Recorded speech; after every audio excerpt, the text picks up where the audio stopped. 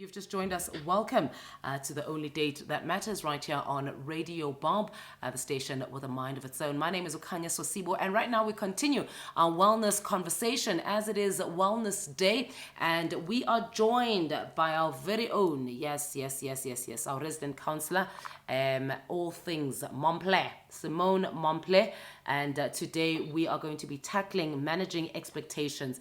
This is a biggie. This one is an absolute biggie. But before we get into it, let me just make sure that Simone is on the line.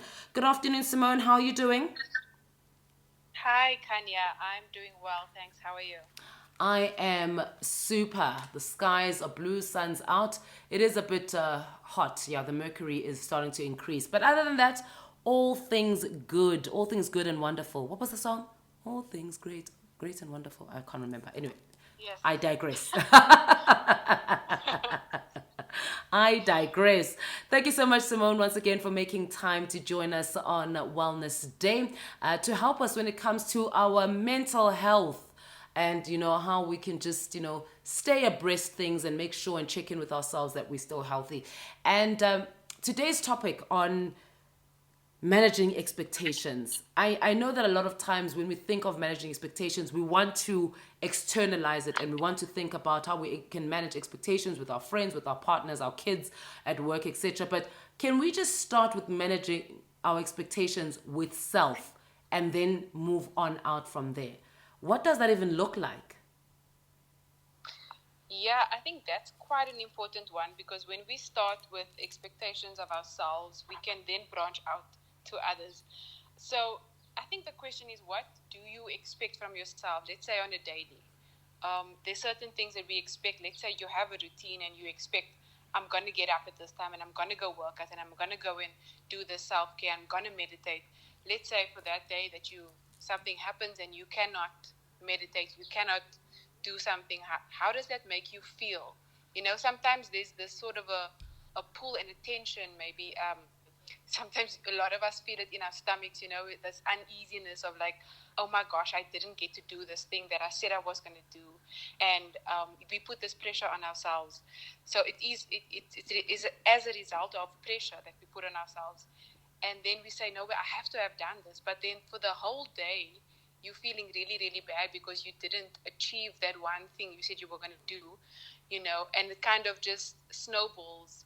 And you end up being disappointed in yourself and having these uneasy thoughts and negative thoughts about yourself because of that one or two things that you didn't get to do that day. So, yeah, I think it's a thing that you have to confront with yourself and say, okay, what do I expect from myself? And then once you know what it is it manageable? What happens if you cannot do something? Is it okay to say that was okay? I can let that go. And I think sometimes we fear the fact that if you're going to let one thing go, I'm going to lose myself because I expect this of myself and I expect myself to be better and do better and improve, So what is it that we are expecting of ourselves? And is it, I won't say realistic, but is it something that you can live up to on a constant daily basis? These are talking about regular routine. But of course, then there's goals. Then there's the bigger dreams and that. We expect to have reached a certain goal by a certain age, for example. And now you reach that age and you realized, why didn't I get there? What happened that I didn't do? So we end up going into a mini crisis of why didn't I get to where I wanted to be? Because I expected myself to be at a different space. Instead of just understanding that it's okay, life, takes you on a different route sometimes. But managing expectations of yourself, I think maybe, it's a change of terminology as well. Yeah. I'm not sure how we can change it into something a bit more positive, but just understanding yourself to say it's okay if I don't, do and achieve every single thing that I put ahead for myself. The voice there of Simone Momplé. She is our resident counselor, helping us manage expectations. That's what we're talking about today when it comes to our mental health, because also that then affects us emotionally when we get over frustrated about not having, met certain expectations, and starting off with self. Now, Simone, before we go into our beats of pleasure, speaking about, managing those expectations within self is, then coming back, because then sometimes some people feel that, I need to be hard on myself, because when I do, kind of relax my expectations, whether it's of people or of myself, as you kind of alluded to, things get out of hand, or I then get disappointed. How does one come back from that? Maybe if we can please start us there when we come back from our beat of pleasure. It is exactly 1:30, and we continue with our wellness topics. And today we are again chatting with our resident counselor, speaking about it, managing expectations. Simone Momplé. Before we went to the beats of pleasure, she was sharing with us about starting with self when you manage expectations, and then we are now going to kind of expand to managing expectations when it comes to, external forces, external people. Simone, I had posed to you, and I think as the song was playing during the break, I want to change my question, because, or rather reposition my question, because I understood that, I asked you, how do you come back from when you've adjusted or you kind of relaxed your expectations, and then you get disappointed. And then I realized that sometimes that mostly happens with, external forces, but it can happen with self. But how do I come back from it? So I wanted to go to gym 5 times this week, and I only went 3, or I didn't go at all. How do I not crucify myself, and vilify myself for not carrying that through? Yeah, I think when it comes to that, and I definitely have experienced that. If you said something for the next 30 days, I'm going to do this every day. It's sometimes about first, before you even set those intentions, actually, to say, okay, but what have I been doing? What has been my pattern up until now? Because if it's completely out of routine for you, it's going to take you some time to get back into it. So don't put that, a huge expectation on yourself and say that that's exactly what I'm going to do, an hour in the gym, whatever. Rather say, for this week, I'm gonna explore and at least get like 30 minutes for the whole week in, wherever I can fit it in. So that's 10 minutes where I can, 5 minutes of jumping jacks. It doesn't have to be a full on hour in the gym. It's just about you getting your rhythm back and starting really, really slowly. Um, with something until you can build up to a certain point. Now, I know a lot of us can be impatient about that process, but unfortunately, not everything is quick and fast. So we gotta be a little patient with ourselves and then say, okay, now that maybe I haven't reached my expectation, my goal, you can do one of two things at the end of the week, right? So at the end of the week, you're like, okay, I didn't achieve everything I wanted to. Let's say you've got two options. One, you can sit and you can sulk about it. And you can say, I'm such a disappointment to myself. Why am I like this? Negative thoughts can just build and build and build. And then nothing still happens. Or you can say, okay, I acknowledge that I didn't get things done. Unfortunate, but that doesn't have to determine my future. Nothing in your past can determine what happens in your tomorrow. So you can decide, okay, from tomorrow I'll do something different, or I'm just gonna let it go, because there's nothing you can do about what has happened or hasn't happened. Unfortunately, you can sit and you can consider what I could have done, but it doesn't help you. So now you can say, okay, I'm just gonna do. Sometimes we also spend, and this is maybe a problem with getting to the managing expectations of self. The problem is that we just set these huge goals for ourselves, and we don't consider who we really are as an individual. So you don't have to do what everybody else is doing out there. You just got to figure out one small step that you can take just to better yourself today. So just let it go. Like, there's really nothing you can do about what has happened. Let's just move forward and start doing something different. the voice of Simone Momplé, our resident counselor. We are tackling managing expectations. So, Simone, we've spoken about, managing expectations of self, with self, by self. Now, let's take it out to the various connections and relationships that we then have, whether it's in the workplace, it's with family, it's with friends, it's with kids, it's with parents, it's with partners, it's with situationships, whatever it is, how then, and I'm assuming if you do know how to manage expectations with self, you'll be able to set up those boundaries fairly easily with the external factors, because we struggle more to do things with self than we do with other people, in my opinion. Then how do we then now start filtering? So I've started doing the work on myself, and now I need to start setting up all these expectations and boundaries when it comes to other people. How do I start? Where do I start? Because I mean, I can imagine if we are friends, Simone, and you just are so used to calling me at any times of the day, and I come out, and then I've done this work, I've done some introspection, I've been doing the work, putting in the effort, and now I'm realizing, actually, no, I can't do that. Maybe I can see Simone twice a month, or once every other month, and now I have to tell Yes. you this. And now, so it's not just how do I manage your expectations without losing the relationship. Yeah, I think, just on that, Khanya, it's about being honest, hey, and being honest with yourself in what you are doing and how your life is changing, and then to figure out how to speak to the other person and just be honest there too. But I just want to clarify one thing that you mentioned there, the assumption that because we can manage expectations with ourselves, we can manage it with others.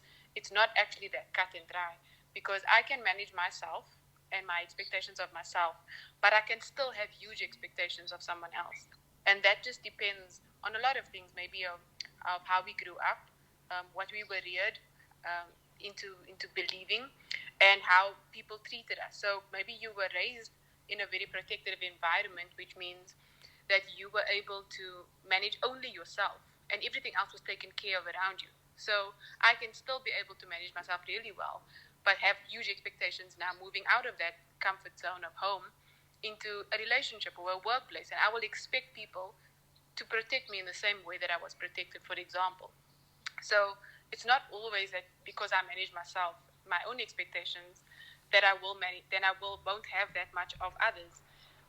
You know, sometimes it might be that I actually have more expectations of other people, and that's also a reflection moment for you to have to say, okay, wait, why do I do these things in the workplace? Why do I get angry about certain things when somebody does something or says something to me? It's because you have an expectation that the person is supposed to treat you a certain way, and we get upset about that, and we always do the thing where we say, you make me feel like this, you do these things, I don't like it when you do this, so when we, and that's how you kind of identify that you have expectations of others, is when you say, or when you want to say, no, that person makes me feel this way. Now, nobody can make you feel nobody can make you feel a certain way, and I think that's one of the biggest misconceptions out there. Nobody can make you feel anything. You decide to feel. Your feeling is in relation to maybe the expectations that you have had on someone else. So Sure. it's all Wait, you. wait, wait, wait. Wait, I'm going to need you to kind of back up on that. Can you say that again, please? For the people at the back, you said. Yes. For the people at the back, please, everybody sit down. Turn up the volume. Yes? So, yes, nobody can make you feel anything because your feelings are internal. It's a process that happens within yourself through your own mental processes, your emotions, your experiences. So, the way that you feel about something is all you. The way that somebody makes you feel, that's not, somebody doesn't make you do anything. Nobody can make you do anything. It's always your choice, whether you want to or not. And it's something that we can definitely argue about. Say, no, but that person did hurt me. They did do it. Yes, they hurt you. Expectation that they were supposed to deliver a certain way, love a certain way, or actions a certain way. So you expected that, and then they hurt you because they couldn't live up to that expectation that you had, and that's a confrontation. You have Sure. to say, it's not them. It is me. it's not you, it is me. You know, you need to say that Yeah. before you break up. You know, think about it yourself really and say, I'm no, losing you, but Simone. can you hear me? Yes. Yeah. Okay. So, yeah, it's about identifying that you do have a role to play in that statement of somebody else made you feel. No, you have a role to play because nobody said you should have done that a certain way. The voice of Simone Momplé, our resident counselor, and today she's switching things up on us. It is all us. It's all us. No one can make us feel anything. It is all us. And we're talking about managing expectations. Simone, before we go back to the music, just a quick one though, in relation or just, kind of expanding from what you were saying, in terms of no one can make you feel or no one can make you do. Sometimes people feel it's I guess the feeling thing again. People Yes. feel, that they are under duress, and or under duress in the sense that they might not have been able or had the opportunity to communicate their expectations. Because I think a lot of times, for example, maybe not so much in a relationship, because in a relationship you ought to be equals at least, but in terms of child parenting situation, work situations, where a lot of people struggle with the fact that they have a perception that they cannot they cannot expect something from whether a parent or a boss, or they don't know how to express those expectations. I don't know if I'm articulating this correctly. Yes. So you want to know how does the person identify it? Yeah, or how do we communicate it? Because I can tell you as a friend where I see you as an equal, right? I can tell you as a boss to my employees as somebody that I'm of a superior, level, right? But when somebody does feel ukuthi they're either younger or they feel some form of inferiority, whether it's justified or not. So, for example, kids might not be able to articulate to their parents that this is my expectation of you, and that's how they get hurt or feeling hurt, or why they believe that people are making them feel a certain way. Or in the job situation where somebody again struggles with the fact of telling their boss that I expect you to allow me to have a life, allow me to to explore myself because it's work and you want to be professional or whatever it is that they're saying, that then they end up feeling like they're being oppressed, feeling hurt, feeling unseen, feeling unheard. Yeah, I think, from the start of a relationship, this is except for kids, but from the start of any relationship, like a work environment, that is when you need to have those expectations, voiced already in the interview process, for example. I remember doing that for one job that I applied for as well. It was for a call center, but they specifically asked me to come and do data capturing, which was just me and the computer. And I said to them in the interview, I do not want to be on the phones. So is it okay if I don't be on the phones? They said, no, we don't need you on the phones. We only need you to do data capturing. I said, okay, but I'm just letting you know I do not want to be on the phone. I don't want to do calls. And there happened to be a week later, they said to us, no, everybody has to be on the phones. And then I went back to the boss and I said, well, this was discussed in my interview already. I do not want to do the phones. So unfortunately, I cannot do it. No, but everybody must do it because everyone's doing it. And I then, spoke to the other lady who was also in the interview process and just went back to the HR, and I said, did I not say this in the interview, that I do not want to do it? My boss is making me do it, and I already stipulated I don't want to, or I cannot. And then very angrily Not a word, not a word. I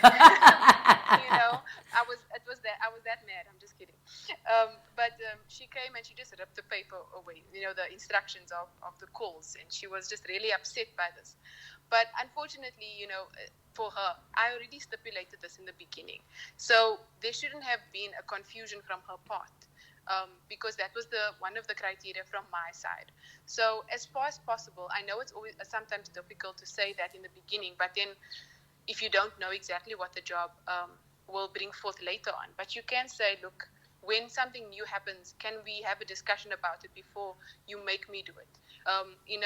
With the whole lockdown, there was a lot of things that happened, and I'm sure that companies expected employees to do certain things a certain way, and Some of them might have kept quiet and gone with it. Some of them might have challenged them.